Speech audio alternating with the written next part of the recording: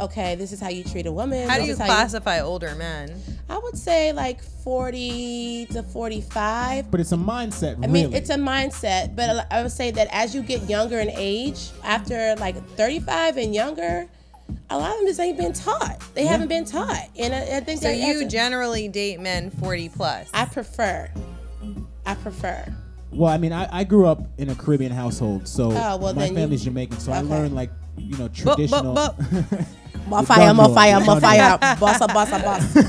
You don't get me started in here in my pots while this evening. That's not good.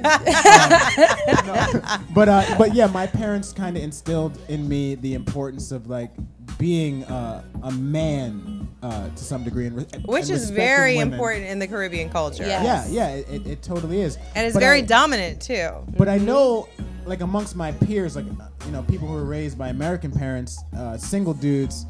There's nothing worse than, like, single dudes ages like 26 to 32. Nothing. If you could be a fly on the wall during some of these conversations I have with dudes, the things that are said. And please don't let them, like, have, like, a good career and, like, be living in DC. Oh, dog. And another thing that women, I don't think, realize is that a man, when he reaches the age of around 30, and if you're decent looking, you're in good shape, and you have, like, a job, and you have, like, your stuff together, generally you can attract women. Okay?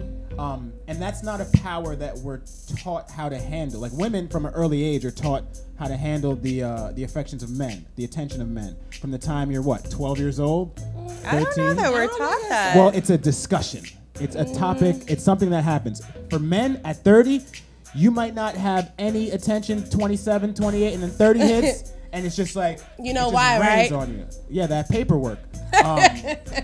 And oftentimes guys get really, really immature with that new power. You know what I mean? So that's something that also affects those sort of guys' ability to lead. Those dudes aren't leading shit.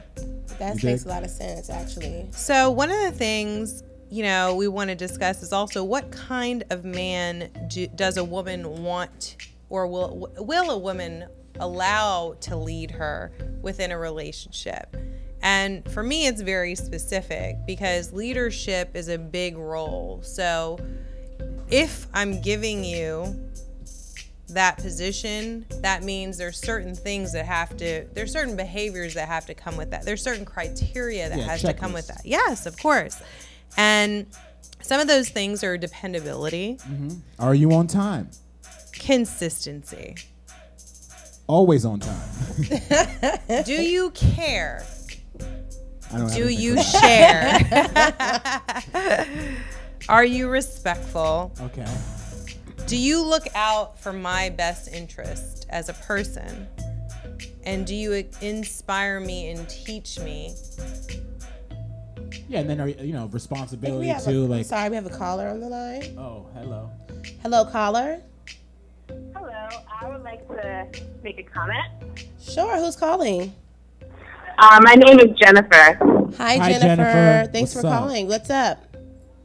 I'm listening to your program, and I'm thinking that some of the reasons why I guess guys are not walking into their genuine male roles is that this generation of men was probably raised by women or single families, and so they never actually learned how to be men. Totally agree. Yeah. That's it. Have you had any personal experiences with that, Jennifer? Like dealing with a man or a men that were raised by women? And what are some of the things that you noticed about that type of man? They would look to me as the woman to kind of take the lead because they saw their mom doing that. So just a practical situation, if we're driving and I get a flat tire, he's looking at me like, "Can you change that tire?" And I'm looking at him like, "Well, you should be changing this. Why am I getting out?" So, and now, Jennifer, did you grow up with a dad in your home? Yes, I had two parents. Okay, so your expectations of a man are going to be very different from... It's going to be based on her father. Yeah, it's going to be based on what your dad would do for your mom or you.